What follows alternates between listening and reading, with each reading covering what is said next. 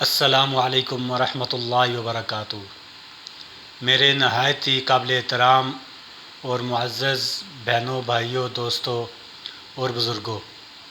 میں اللہ تعالیٰ کے فضل و کرم سے بالکل خیریت سے ہوں، اور اللہ تعالیٰ سے امید ہے کہ آپ سب بھی خیریت سے ہوں گے۔ میری اللہ تعالیٰ سے دعا ہے کہ اللہ تعالیٰ تمام سننے اور دیکھنے والوں کی جتنی بھی پریشانیاں، تکلیف اور مصیبتیں ہیں، اللہ تعالیٰ ان کو محض اپنے فضل و کرم سے دور فرمائے اور سب کو راحت، چین، سکون عطا فرمائے۔ اور جتنے میرے بہن بھائی بزرگ بیماری میں مبتلا ہیں، اللہ تعالیٰ ان کو شفائے کاملہ عاجلہ مستمرہ عطا فرمائے۔ اور جو بہن بھائی دوست قرض میں مبتلا ہیں، اللہ تعالیٰ ان کے قرضوں کی ادائیگی کا بندوبست غیب کے خزانوں میں سے فرمائے، آمین ثم آمین۔ اور جن میرے بہن بھائیوں دوستوں کی اولاد نہیں ہے، اللہ تعالیٰ ان کو نیک اور صالح اولاد عطا فرمائے، اور جن کی اولاد ہے، اللہ تعالیٰ ان کو اپنے ماں باپ کے حق میں نیک اور صالح بنائے، آمین ثم آمین۔ تو میرے بہنوں، بھائیوں، آج میں آپ کے سامنے جو واقعہ بیان کرنا چاہتا ہوں، اس کا مفہوم یہ ہے کہ دوست اور دشمن کو پہچانو۔ شیخ سعدی رحمۃ اللہ علیہ لکھتے ہیں کہ ایران کے شہر نیشا پور اور افغانستان کے شہر ہرات کے درمیان میں ایک علاقہ تھا۔ اس کے بادشاہ کا جو وزیر تھا، بادشاہ اس سے کبھی بھی خوش نہیں ہوا، حالانکہ وہ جو وزیر تھا وہ بادشاہ کے لیے بہت زیادہ خیرخواہ تھا اور نیک اور صالح انسان تھا، لیکن بادشاہ کو اس کی باتیں بہت بری لگتی تھیں۔ تو بادشاہ نے اس کو کئی دفعہ سزا بھی دی اور جرمانہ بھی کیا، اور بادشاہ کے جو دوسرے وزراء اور متعلقین تھے وہ اس وزیر کے بارے میں جانتے تھے کہ وہ کتنا نیک اور صالح انسان ہے۔ تو اور وہ وزراء جو تھے وہ اس وزیر کے ساتھ بہت اچھا برتاؤ کرتے تھے، اور اس کو کبھی بھی سزا دینے کے بارے میں سوچ بھی نہیں سکتے تھے۔ تو ایک دن بادشاہ نے کسی بات پر اس وزیر کو کچھ سزا دی، اور ابھی کچھ سزا باقی تھی کہ اس کو قید خانے میں ڈال دیا۔ جب دوسرے ملکوں کے بادشاہوں کو اس کے بارے میں پتہ چلا کہ بادشاہ نے اپنے اس نیک وزیر کو قید خانے میں ڈال دیا ہے، تو انہوں نے اس وزیر کو خفیہ خط لکھنا شروع کر دیے۔ ایک بادشاہ کا خط اس وزیر تک پہنچا۔ اس خط میں بادشاہ نے لکھا تھا کہ ہمیں پتہ چلا ہے کہ تمہارے بادشاہ نے تمہیں قید خانے میں ڈال دیا ہے، تم ہمارے پاس چلے آؤ، ہم تمہاری بہت زیادہ قدر کریں گے اور تمہیں بہت زیادہ عزت دیں گے جس کے کہ تم حقدار ہو، اور تمہیں بہت زیادہ انعام و اکرام سے نوازیں گے۔ ہم تمہارے انتظار میں رہیں گے، اور اس خط کا بھی جواب جلدی دینا۔ جب اس وزیر کے پاس یہ خط پہنچا تو اس نے فوراً اسی وقت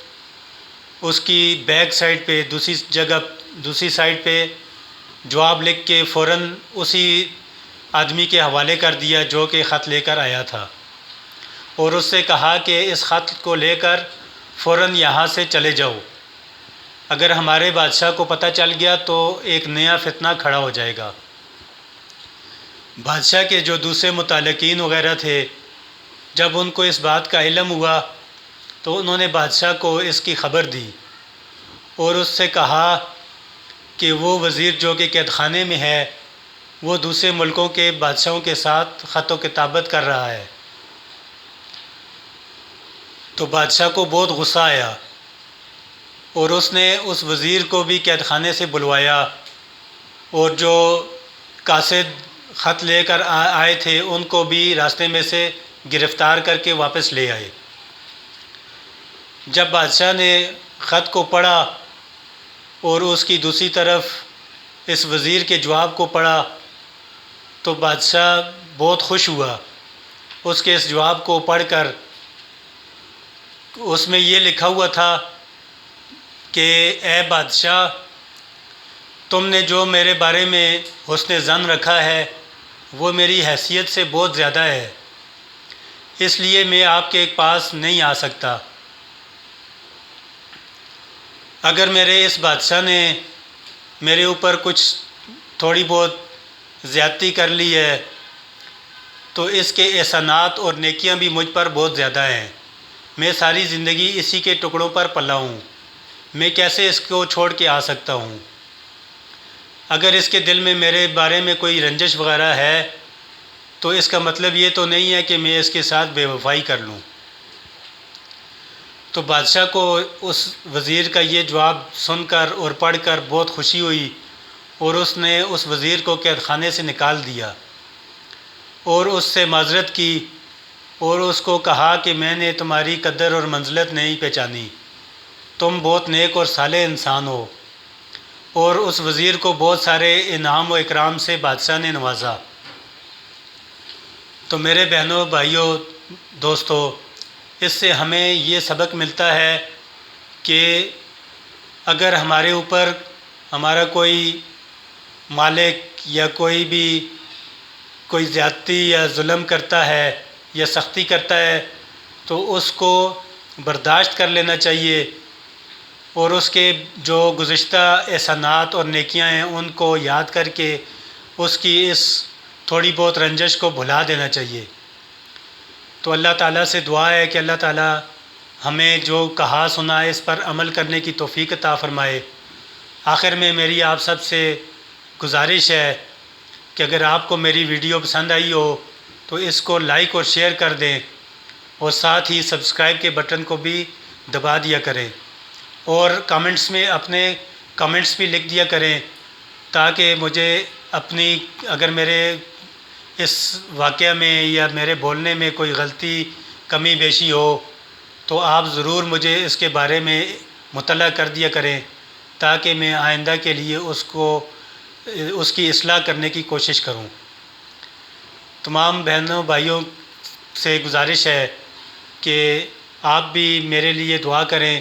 اور میں بھی آپ سب کے لیے دعا گو ہوں کہ اللہ تعالیٰ آپ سب کو کامیابی اور کامرانیاں عطا فرمائے۔